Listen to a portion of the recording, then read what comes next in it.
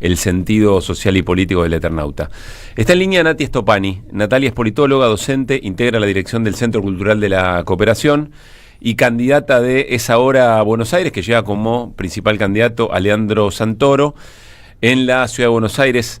Natalia, Pablo Caruso y todo el equipo de Que Vuelvan, a quien nos conoces muy bien. ¿Cómo te va? Buenas tardes. ¿Cómo andan? Buenas tardes. Bueno, gracias por llamar. Al contrario, gracias por este rato. A ver, antes de meternos en cosas específicas o desafíos específicos para vos en esta elección, quiero preguntarte una mirada general. ¿Cómo estás viendo esta elección en la Ciudad de Buenos Aires por las características que tiene, ¿no? Por tener protagonistas de la vida política nacional muy en el centro de la escena, por la fragmentación, por las agendas que se manejan, que insisto, por más intención de que sea local, termina nacionalizándose. ¿Cómo estás viendo vos esa escena? Mira, lo que me parece que estamos es frente a un escenario en el que la ciudadanía está sintiendo esa heterogeneidad que se observa en las listas, la ve todavía, y estamos en tiempos en donde a 12 días de las elecciones todo eso se puede ordenar un poco. Digamos, esa fragmentación de 17 listas con el debate de hace una semana atrás, y siendo que es de las primeras elecciones del año, que falta bastante para la elección nacional, parte de los desafíos es instalar que hay una elección. Y te diría que más allá de que Adorni, como candidato de Milei, bajó a la Ciudad de Buenos Aires, medio de plato volador, de vocero a primer candidato, me parece que el terreno que tenemos para volver de las elecciones, hacer de las elecciones una elección local, todavía es muy vasto. Sobre todo porque al menos lo que nosotros estamos haciendo y nosotras desde la lista es poder enfatizar que es una elección local. Y que esa elección local implica empezar a pensar en los problemas en los que ni la lista que encabeza Adorni, ni el PRO en sus múltiples vertientes anteriores o actuales están pensando, que es más bien una discusión de lo nacional, porque están discutiendo un rol en lo que podemos llamar tranquilamente como la derecha nacional. Claro. Digamos, nuestra preocupación no pasa por ahí, sino que nuestra preocupación pasa por las preocupaciones de lo que tiene la ciudadanía en la Ciudad de Buenos Aires. Bueno, de hecho, pasa en la calle, sí. Santoro como candidato antes de la conformación de Es Ahora Buenos Aires y la definición de las listas viene trabajando por lo menos hace un año y medio en una agenda específicamente local, pero Es Ahora Buenos Aires se está concentrando, ¿no? Como por un lado, la gestión, es decir, el estado de la ciudad, y por otra parte la idea de los negocios detrás de estos años de gobierno, más o menos del mismo signo político, del mismo signo político, pero con diferentes intérpretes en este tiempo. Sí, efectivamente, nosotros y nosotras venimos trabajando hace un montón con poder identificar aquellas cosas que la ciudadanía de la ciudad, a 18 años de gestión del PRO, ya ve que caducó, que como bien vos decís también, Santoro, es el sistema de negocios del macrismo está llegando a su fin, porque ya hay cosas que no funcionan y se observan en la vida cotidiana de las personas. Cuando vamos a las escuelas, cuando vamos a los hospitales, cuando vas al subte, cuando te tomás el colectivo y empiezan los problemas con quién define la tarifa, con quién controla a las empresas que hacen la infraestructura escolar, con quién controla a las viandas escolares, con quién, por qué las empresas que están en los hospitales porteños son, o casualidad, las mismas que están en las escuelas y todo se cae a pedazos. Digamos, eso no hace falta estar demasiado politizado para darse cuenta que es un problema y que lo vemos todos. Claro. Entonces, esa es una línea para mí muy fuerte que se viene notando por el de abandono de los últimos años en la ciudad es muy alto, abandono que también empezó en los últimos años de Larreta como jefe de gobierno, cuando él empezó a disputar lo nacional. Entonces, quienes estamos todos los días en la ciudad vemos que hay un deterioro fuerte en los servicios públicos, que vemos la vivienda, las calles sucias, los contenedores llenos de basura, ni hablar problemas que la desigualdad en la ciudad también es un hecho. Hay problemas que ocurren en la zona norte de la ciudad, con, por ejemplo, el código urbanístico y un montón de reclamos de vecinos que ni siquiera son votantes por a olla de nuestra lista y que ven que el negocio inmobiliario llegó a que tengan una grieta en la pared, que tienen la casa en peligro de demolición. Estamos hablando de los barrios más enriquecidos de la ciudad, que también ven ese problema. Lo que no alguna es solo vez, un problema de la basura. ¿Qué tal, Natalia? Luis Pablo te saluda. Lo que alguna vez se elogiaba como el boom inmobiliario, ¿no? Alguien lo decía por la positiva, pero claro, todo eso trae los problemas que vos mencionás aparejados, ¿no? Claro, exacto. El negocio inmobiliario en la ciudad de Buenos Aires lo vimos desde épocas de antaño. Pienso en cosas que hacíamos en el Centro Cultural con la empresa IRSA y cómo iban comiendo los edificios ociosos de la ciudad, cómo lotean las tierras públicas, no solo con la venta, sino el loteado en el sentido de los negocios que hacen sobre terrenos públicos, la venta de terrenos públicos, la privatización del espacio público también, porque digo, no, uno puede privatizar de modo directo y también privatizar de modo indirecto. Y creo que ambas cosas calzan en este caso de la ciudad.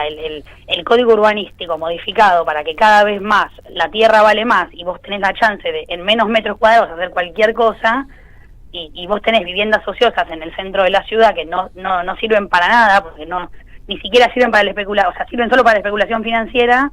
Bueno, evidentemente también hay elecciones, ¿no? Claro. Todas las ciudades del mundo se encontraron con el problema de la vivienda post-pandemia, que no era novedad. El abanico, te escucho y pienso, el abanico de temas para charlar sobre la ciudad es enorme, son muchísimos los temas y muchos los déficits que se vienen arrastrando hace ya décadas, podríamos decir. Uno de los temas que vos más seguís de cerca es el educativo. Y quiero preguntarte, Natalia, ¿qué es lo que te preocupa más? ¿Dónde pones el foco si tenemos que hablar del tema de la educación en la ciudad de Buenos Aires? Mira, en el caso de la ciudad son varios los problemas. Hay algunos vinculados a lo que veníamos hablando de la provisión de servicios, que yo creo que los principales problemas están en transporte escolar, alimentación, o sea, viandas, y la infraestructura, en donde ahí se ve, como dice Santoro, el maxi kiosco, ¿no? Como el loteo de lo público en empresas privadas que en algunos casos coinciden y que no tienen control sobre lo que hacen. Entonces tenés 100 pibes intoxicados en Caballito y Belgrano y la empresa sigue siendo la misma. Entonces ahí hay un problema grave que además afecta a los sectores de la educación que están en condiciones de mayor vulnerabilidad. Digo, el transporte público que hace que los pibes vayan gratuitamente a la escuela están sucede en aquellas escuelas que están muy distantes de las casas. En lugar de construir escuelas más cercanas a las casas, no, un transporte gratuito y ya. Digo, ahí hay también una elección. Entonces, en relación a los servicios públicos, creo que hay un problema. Después, nos preocupa mucho toda la vinculación con la educación técnica. Digo, sabemos, y la pandemia nos lo puso de manera brutalmente trágica en la escena y en las mesas, que es qué pasa con esos jóvenes, ¿no? Que terminaron la escuela durante la pandemia, con la salida laboral y con esos pasos tan importantes de dar durante la adolescencia, que uno espera que sea acompañado, que sea Claro. con instituciones. Y bueno, ¿qué hacemos con esos pibes? Bueno, en la ciudad de Buenos Aires, en relación al vínculo educación y trabajo, una escuela técnica construyeron en 18 años de gestión. Entonces, hay algo otra prioridad que no, evidentemente no es. Si le sumamos a eso el desfinanciamiento de la educación técnico-profesional y de la educación técnica que viene de Nación, bueno, el Fondo Ciudad Nación en educación y trabajo claramente es otro problema. Después tenemos un tema que ustedes lo conocen muy bien, que tiene que ver con el nivel inicial. Allí, ustedes saben que siempre es un problema las vacantes en nivel inicial. En la ciudad sistemáticamente quedan pibes afuera, pero se le suma otro tema, que son los centros de primera infancia. Nosotros lo que venimos proponiendo es que esos centros de primera infancia pasen del ministerio en el que están al Ministerio de Educación, entendiendo que la oferta que la ciudad tiene la obligación de garantizar, porque en la Constitución lo dice, bueno, sean los términos que tiene que ser cualquier oferta educativa. Y esto implica reconocer el trabajo de todas las personas que están haciendo su tarea cotidiana en los CPI en las mismas condiciones, en condiciones de derechos laborales, que no es lo que necesariamente pasa, con un control del Ministerio de Educación de esas ofertas, que, para seguir con el eje de la desigualdad, a los CPI asiste población que requiere de una atención particular, porque son población que viene de los sectores populares, de los sectores más castigados por la ciudad, y entonces no podemos ofrecer algo que no esté a la altura de las circunstancias. Claro. A ver, Nati, déjame hacerte una pregunta. Sí. tanto educación como juventudes, me parece que abre, como decía Luis, un montón de temas. Yo no quiero dejar pasar algo que vos trabajaste mucho, o confirmame si efectivamente lo hiciste, en distintas tareas y responsabilidades en el marco de las políticas educativas. Hoy se conoció, y yo sé que te voy a preguntar algo que tiene una afectación nacional y que no es lo mismo la Ciudad de Buenos Aires con los recursos que tiene que otros distritos. Pero definiciones sobre eso me parece que también te ubican o ayudan a la audiencia a conocerte como candidata y como dirigente. El tema de las pruebas a aprender, el título de estas horas es: solamente el 45% de los pibes y las pibas argentinas de tercer grado logran comprender textos. Encierra un montón de definiciones y además no es que no comprenden, yo imagino no comprenden de acuerdo a lo que se les exige a esa edad. Pero ayúdanos a tener una lectura sobre esto, incluso sobre el operativo Aprender. Sí, efectivamente trabajé en el área nacional que tenía a cargo los operativos Aprender, y bueno, me surgen varias cosas porque además me esperaba la pregunta, porque cada vez que aparece, es una pena que la educación aparezca tan en relevancia solo con estas cosas, porque me da la sensación que hay que cambiar el orden de los factores sin esquivarle a la cuestión de los aprendizajes, que es lo que para mí pasa con cada vez que aparecen los resultados. En vez de estar discutiendo las políticas que se necesitan para mejorar esos resultados, se dan los resultados. Como si los resultados en sí mismos fueran una política educativa. Entiendo. ¿No? Y digo, con esto quiero decir, Argentina es un país que hace más de 30 años toma evaluaciones estandarizadas de aprendizaje. Es decir, son un tipo de evaluación y es un tipo de insumo que te da un tipo de información educativa. Esto significa, no es toda la información educativa que tenemos, ni es toda la que alcanza para tomar decisiones, pero es un montón.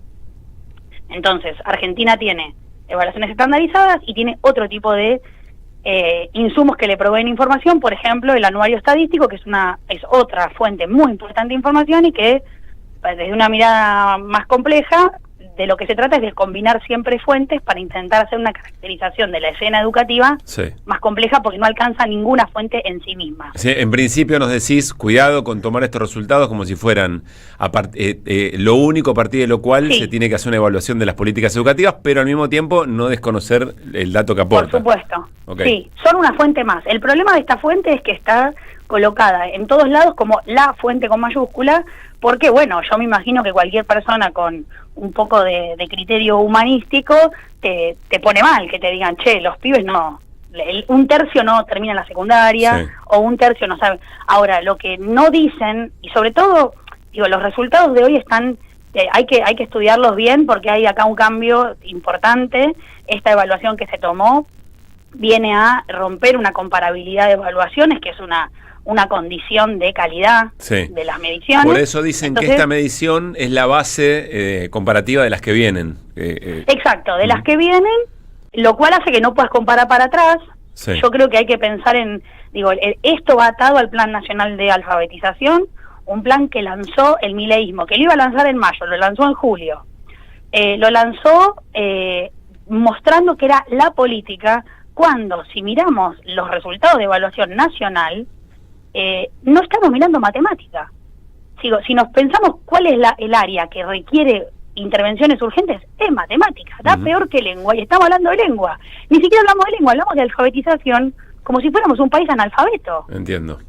Digo que ese fue el problema, para mí, a todas luces, del lanzamiento de ese plan, cuyos resultados todavía no se ven. Además, bueno, hay que analizar bien los resultados que salieron hoy, pero es un poco raro. Cambiaron los niveles con los que se categorizan los resultados, y de pronto pasamos de un tercio a la mitad de los pibes con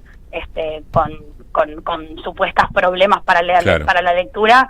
La verdad que de mínima hay que estudiarlo más, pero insisto con que las evaluaciones dan información, que lo que faltan son políticas con estas evaluaciones. Qué complejo que es todo, y cuánto nos apalanca lo que dice Natalia Stopani, con ella estamos hablando, es politóloga, docente y candidata de Es Ahora Buenos Aires en la lista de Encabeza Santoro.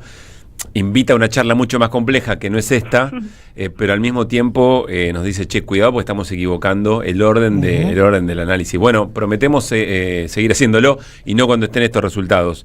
Déjame hacerte una última pregunta, por lo menos de mi parte, Natalia. Hay un gran desafío que es tratar de interpelar con una manera de hacer política a las juventudes. No sé si esto lo están reflexionando en el espacio, si vos específicamente lo reflexionás, ¿qué problemas ven ahí y qué soluciones? Lo que suele decirse es, hay una manera de hacer o de interpelar a la ciudadanía de la política del siglo XX y estamos en otro momento. ¿Cuánto crees que esto es así y eventualmente cómo te lo propones vos en términos personales en tu candidatura? Sí, para mí es una preocupación de primer orden, cómo hablar, yo prefiero pensarlo en términos de volver a enlazar, volver a conectar con esos jóvenes, con esas pibas, que la política no los miró lo suficiente y que cierta política los caracterizó clasificándolos de una manera con la que yo no coincido. Digo, es evidente, porque los resultados lo demuestran, que es que porque te digo esto porque siempre nos lo dicen, ¿no? Bueno, los que votaron a Milei son varones jóvenes y ahí hay un problema. Bueno, a ver, por supuesto que hay un problema si tenemos pibes y pibas que prefieren votar a un candidato que les habla de la motosierra y no de otra cosa. Ahora, sí creo que no por eso tenemos que pensar que nosotros somos los mejores del mundo. Hay algo que tenemos que volver a conectar ahí con esa juventud que tal vez nuestras propuestas no lograron llegar, nosotros no supimos leer, ni nosotros sabemos cómo interpelar. O sea, el desafío es nuestro. Me parece que hay una cuota muy alta de jóvenes cuya politización fue en un sentido, mientras que en el caso de estos jóvenes, las mujeres atravesaron otro proceso de politización, lucha feminista mediante, discusión por el aborto seguro y gratuito también mediante. Bueno, los varones fueron interpelados con otras cosas. ¿Y crees que la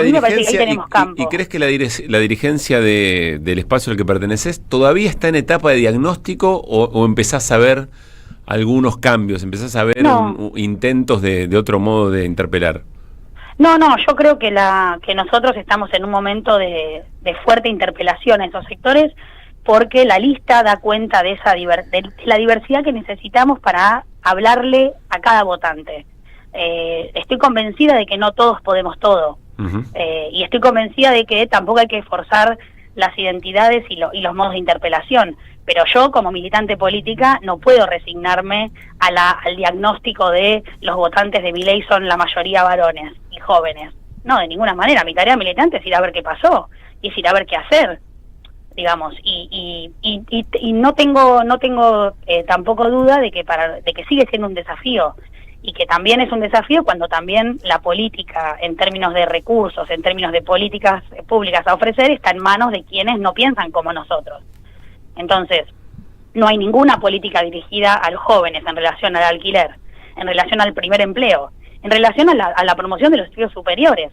O sea, son políticas que politizarían la vida de esos pibes, para las cuales hoy no hay ni recursos ni voluntad política de avanzar. Claro, está bien. Natalia, gracias. La seguiremos, por supuesto. Todavía quedan semana y algunos días para la elección. 10 días te diría, ¿no? No mucho más. Pero qué desafío interesante y da la sensación que esto es algo que arranca con las elecciones porteñas, pero me parece que la esencia de lo que estamos discutiendo con Natalia Stoppani queda. Un gran abrazo. Muchas gracias por llamar. Natalia Stoppani, politóloga docente, es parte de la dirección del Centro Cultural de la Cooperación y candidata de Es Ahora Buenos Aires en la lista que encabeza Leandro Santoro.